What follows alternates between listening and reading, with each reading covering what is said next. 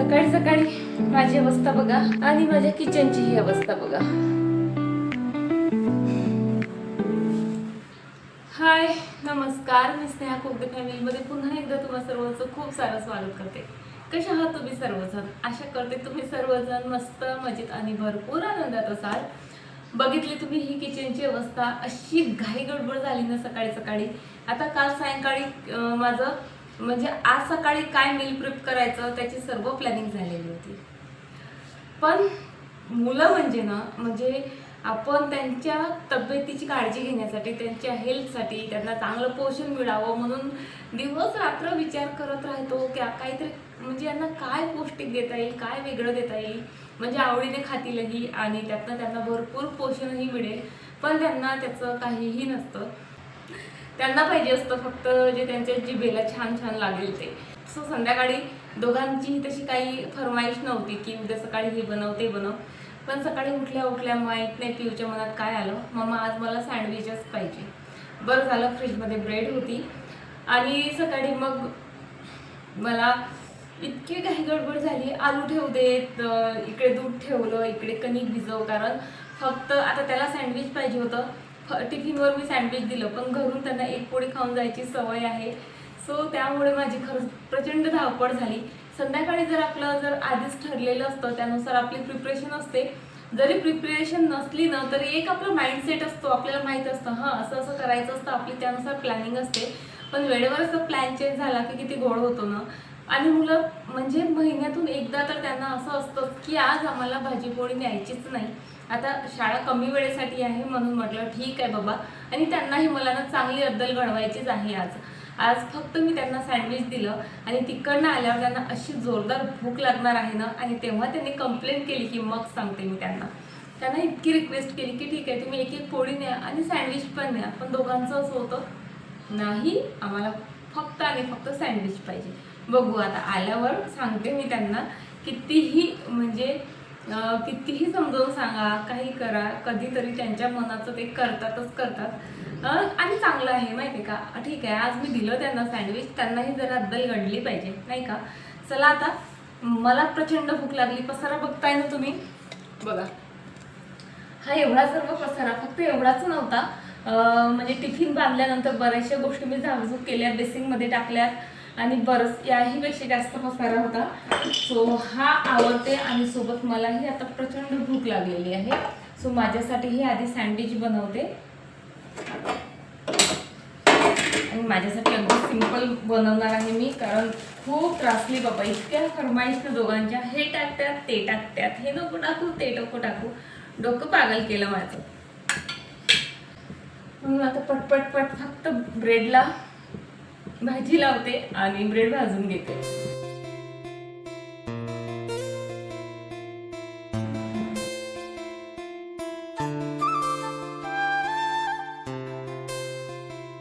कामं जर वेळेत आटपायची असेल ना तर जो काही छोटा मोठा वेळ मिळतो ना आपल्याला तो युटिलाइज करता आला पाहिजे. बघा आता माझा सँडविच तयार होईस्तोवर गॅसच्या ओट्यावर जेवढा काही पसारा होता तो तेवढा बऱ्यापैकी मी आवरलेला आहे आणि तोपर्यंत माझं सँडविच तयार झालं. चला आता मस्त माझं सँडविच एन्जॉय करते, लगेचच स्वयंपाक करते. आज कामांची मोठी लिस्ट आहे, बघूया आता कोणकोणते कामं करण्यात मी सक्सेस होते. भरपूर दिवस झाले माझं चाललेलं होतं किचन क्लीन करते.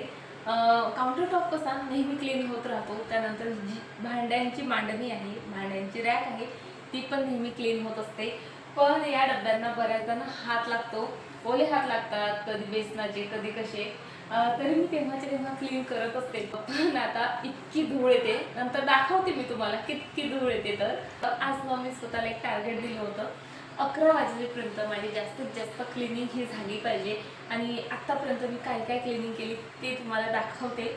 खरं तर मी ते सर्व शूट करायला पाहिजे होतं, पण मला माहीत होतं 11 वाजेपर्यंतचं ते टार्गेट माझं काही पूर्ण होणार नाही, म्हणून मी फारसं काही शूट केलं नाही.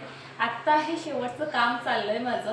सो म्हटलं तुमच्यासोबत शेअर करावं. कारण होतं कसं बघा, ह्या गोष्टी म्हणजे होम डेकोर म्हणा, होम क्लिनिंगच्या म्हणा, म्हणजे छोटी मोठी कामं म्हणा, जेव्हा मी तुमच्यासोबत शेअर करत असते. सो तुम्हालाही कसं क्लिक होते, अरे हिचा हा कोपरा खराब झाला, ही क्लीन करते आहे, मग आपला तो कोपरा आपण चेक केलाय का, तोही खराब झालाय का, आपल्यालाही क्लीन करायची गरज आहे का, किंवा हिच्या घरात इथे जाळं दिसतंय, ती क्लीन करते, मग आपणही क्लीन करायचं का, हिच्या फॅनवर जास्त धूळ होता सो तिने क्लीन केलंय. म्हणजे ज्या गोष्टी मी तुम्हाला दाखवते त्या गोष्टीशी तुम्ही रिलेट करता आणि मग त्या गोष्टी करायची तुमचीही जी आहे आपसूक इच्छा होते. मला माहीत आहे दुसऱ्यांना काम करताना बघितलं ना तर आपण हे काम करण्यासाठी आणखी जे आहे मोटिवेट होत असतो. सो म्हणून म्हटलं चला शेवटचं काम तरी तुमच्यासोबत शेअर करते आणि त्यानंतर आज कोणकोणती कामं जवळपास केलीत मी तीही तुमच्यासोबत शेअर करते. ॲक्च्युली मला आज अकोल्याला जायचं आहे 11 वाजता आणि तोपर्यंत म्हणजे मला टार्गेट दिलं होतं इतके वाजेपर्यंत मला ही कामं कंप्लीट करायची. आणि मी जेव्हा टार्गेट देते ना स्वतःला तेव्हा मी ते लिहून ठेवत असते आणि तुम्हाला दाखवते. सो ही माझी टू डू लिस्ट आहे. मला कोणती कोणती कामं करायची ती मी इथे अगदी शॉर्टकटमध्ये लिहून ठेवले होते.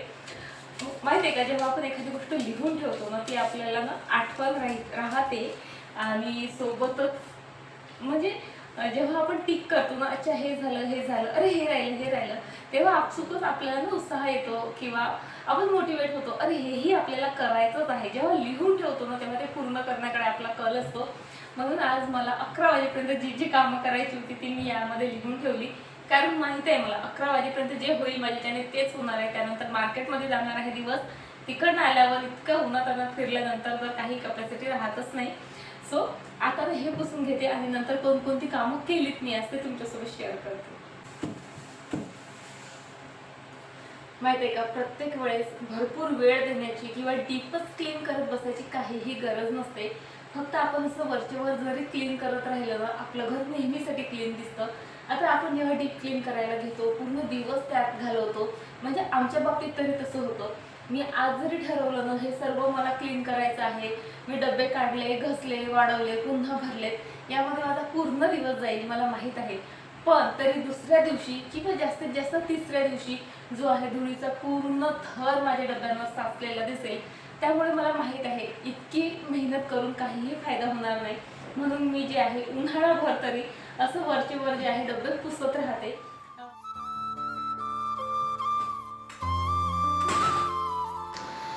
बघा ही पूर्ण रॅक जी आहे मी मस्त चमकवली अक्षरशः, तेही कमी मेहनतीमध्ये. सो माझ्या टू डू लिस्टमधलं हे एक महत्त्वाचं काम होतं ते झालेलं आहे. त्यानंतर इथे ओट्याखालचं सुद्धा बघा सर्व आवरलंय मी व्यवस्थित. हा कागद काढून व्यवस्थित पुसून पुन्हा लावला. भांडे सुद्धा बघा मस्त घसून अगदी चकचकीत करून लावलीत. खालचा पार्टही बघा अगदी मस्त क्लीन आणि ऑर्गनाइज करून ठेवला. लायनर कसं व्हाईट असल्यामुळे ना यावर बरीचशी डस्ट बसते आणि ती दिसते सुद्धा, त्यामुळे ते पटपट जे आहे क्लीन करणं गरजेचं असतं. हे लायनर खूप मस्त क्लीन केलेत मी आणि हे क्लीन असले ना की खरंच खूप स्वच्छ दिसतं आणि छान वाटतं बघायला. तो हे माझ्या टू डू लिस्टमधलं एक महत्त्वाचं काम होतं की काउंटर टॉपचा जो खालचा एरिया आहे तो मला मस्त क्लीन आणि ऑर्गनाइज करायचा होता. सो हे झालं आहे माझं. आणि त्यानंतरचं एक खूप महत्त्वाचं काम होतं माझं ते म्हणजे हे फॅन्स मला आज क्लीन करायचे होते. यावर भरपूर धूर साचलेला होता. सो हा फॅन क्लीन केला, किचनमधला पण फॅन क्लीन केला आणि बेडरूममधला पण फॅन क्लीन केला. आणि फॅन असे व्हाईट असले ना की मग नेहमी क्लीन करावे लागतात, नाहीतर मग फक्त एका फॅनमुळे संपूर्ण रूमचा जो लुक आहे तोही सर्व म्हणजे मेसी दिसतो. सो हेही एक माझं महत्त्वाचं काम झालं आहे. त्यानंतर पिहूचं म्हणजे जे बुक रॅक आहे ना ते मला आवरायचं होतं. आरूचं आवरून घेते पण पिहू त्याचं आवरतो पण व्यवस्थित आवरत नाही. आणि सर्वात महत्त्वाचं क्लटर मला बाहेर काढायचं होतं म्हणून आज ते मी आवरायला घेतलं. भरपूर अशा छोट्या पेन्सिलचे तुकडे होते, त्यानंतर जे काहीच कामाच्या गोष्टी नव्हत्या त्याही त्याने साचवून ठेवल्या होत्या. फायनली आज त्या सर्व मी बाहेर काढल्या. आणि हे माझं पेन होल्डर जे आहे त्याची अवस्था तर बघा काय झाली. चुकून ते आरोहीच्या पप्पाच्यानी पडलं खाली, पण जाऊ द्यात बरंच झालं फुटलं. आता मला नवीन बनवायला मोटिवेशन मिळेल कारण त्याची गरज पडेल. पण हे बघा ना मी कशापासून बनवलेलं. आपला जो सेलोटेप असतो तो एका कार्डबोर्डला गुंडाळलेला असतो बघा, तेच हे. इतकी जी आहेत आत्ता माझी कामं करून झालेली आहेत. म्हणजे काउंटर टॉपच्या खालचा पूर्ण एरिया मी क्लीन केला. त्यानंतर ती मोठी रॅक त्यावरचे सर्व डबे सर्व जे आहेत ते सर्व क्लीन केलेत, सर्व फॅन क्लीन केलेत आणि आता फायनली जे आहे सर्व सोफा कवर वगैरे व्यवस्थित सेट करून आता मला झाडू मारायचं आहे. झाडू मारण्याआधी तुम्हाला एक गोष्ट दाखवते. आता ना सर्व घर आवरल्यानंतर घर फायनली जे आहे म्हटलं झाडते आणि पोछा लावते, पण त्याआधी म्हटलं तुम्हाला माझ्या घराची कंडिशनही दाखवते. बघितलं, इतकी राख उडून येते घरात. हा दरवाजा रात्रभर बंद असतो तरीसुद्धा सकाळी असं या ठिकाणी स्पेशली इकडे तरी जरा कमी राख असते, इकडे पण दिसेल तुम्हाला भरपूर राख आहे, पण इथे स्पेशली बघा तुम्ही, अगदी मस्त डिझाईन काढते म्हटलं तरी काढल्या जाते, इतकी राख आहे. आता तुम्ही इमॅजिन करू शकता माझ्या बाल्कनीची काय अवस्था असेल. आणि ही अशी कंडिशन दररोज असते. जसा फरवरी स्टार्ट होतो हळूहळू आमच्याकडे राख यायला लागते आणि मार्चमध्ये कमी, एप्रिल मे जून आमचं घर काहीसं जसं माझं बोट दिसतंय आता तसं होऊन जातं. आता बरीचशी कामं झालीत माझी आज, सो आता फक्त मला झाडून काढायचं आहे, पोछा मारायचा आहे. आता या राखेला मी तर काही थांबवू शकत नाही, पण काही ऑप्शन आहेत माझ्याकडे. पहिला ऑप्शन असा की माझा विचार चालला आहे की बाल्कनीसाठी मी 2 ग्रीन नेटचे पडदेच बोलवून घेते, दोन्ही बाल्कनी त्याने कवर होतील असे. पण प्लांट्स इतके सर्व असल्यामुळे काय होतं बघा, इतके सर्व प्लांट्स आहेत. आता पडदे जरी लावलेत ना तरी भरपूर प्रॉब्लेम्स येणार आहेत.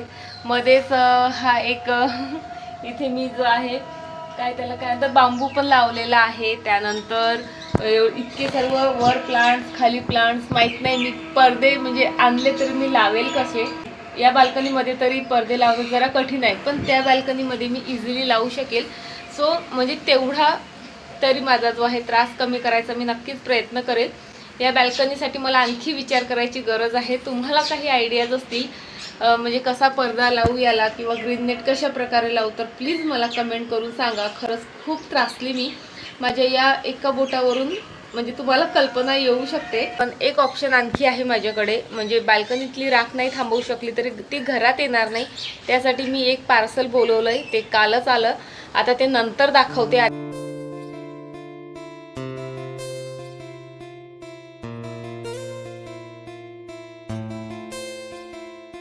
आता हे प्लांट जे आहे काही महिन्याआधी मी एका जत्रेतनं आणलं होतं.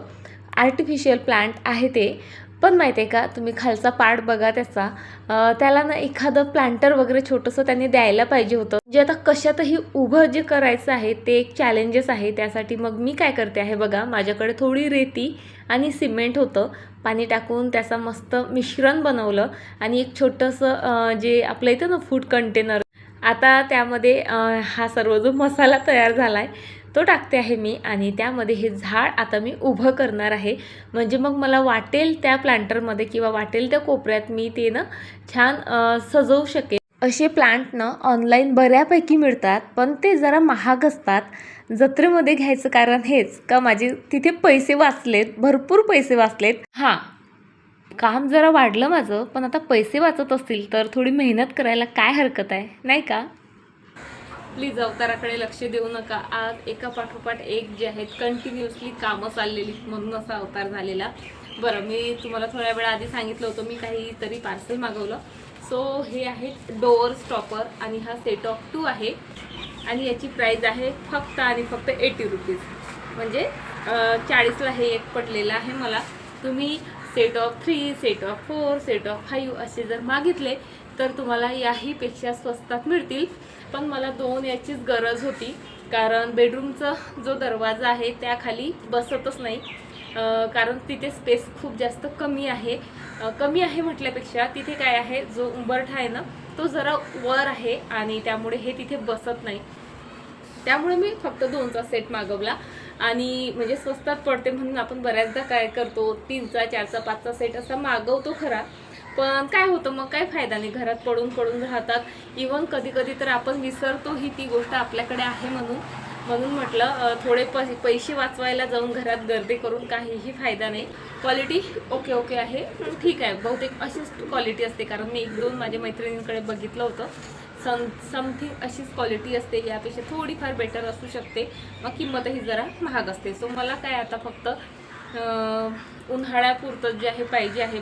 आता हे प्रोडक्ट घरात धूळ येऊ नये म्हणून जरी मी यूज करत असेल, पण तुमच्याकडे जर पाली, कॉक्रोच किंवा इतर किडे वगैरे, आता उन्हाळ्याच्या मुंग्या फार निघतात, त्या दरवाजाच्या फटीतून वगैरे यायचा प्रयत्न करत असेल ना, तर यामुळे ना त्याही येऊ शकत नाही. हे डोअर स्टॉपर खरंच खूप जास्त युजफुल आहे.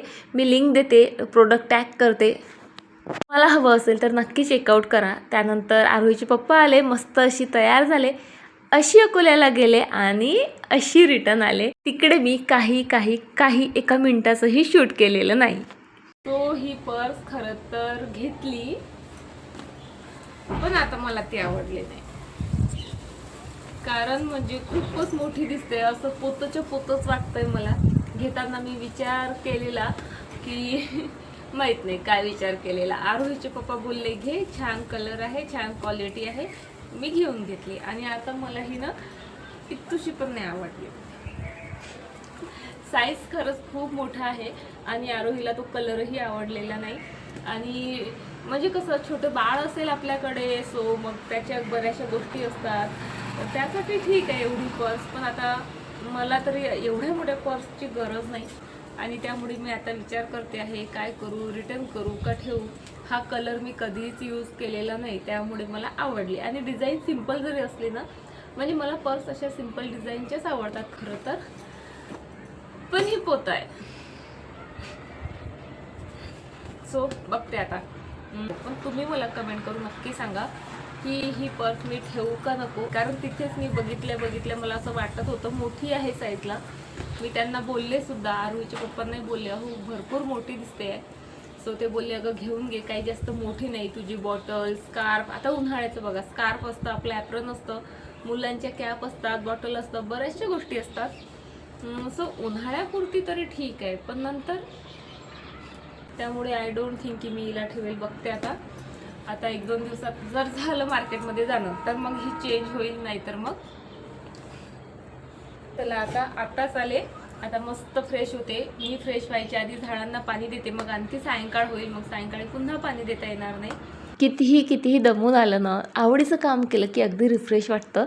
आता माझी कंडिशन अशी झाली होती की अंग टाकेल की मी झोपेल, म्हणून मी झाडांना पाणी द्यायला आले. चला आता मी माझं हे आवडीचं काम करते आणि आजचा जो व्हिडिओ आहे तो इथे संपवते आणि तुम्हाला उद्या भेटते. तोपर्यंत फ्रेंड्स, स्वतःची काळजी घ्या. बाय.